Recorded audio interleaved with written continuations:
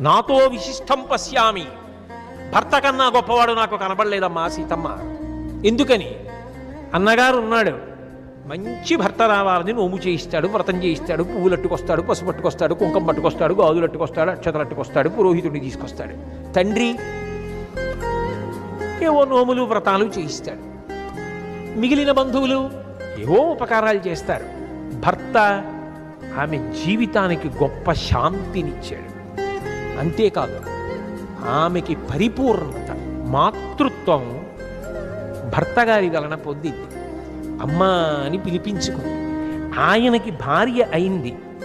ఆమె తనంత తానుగా ఏదీ చేయకపోయినా ఆమె జీవుడి ఖాతాలో అనంతమైన ఫలితం వచ్చి పడిపోయింది.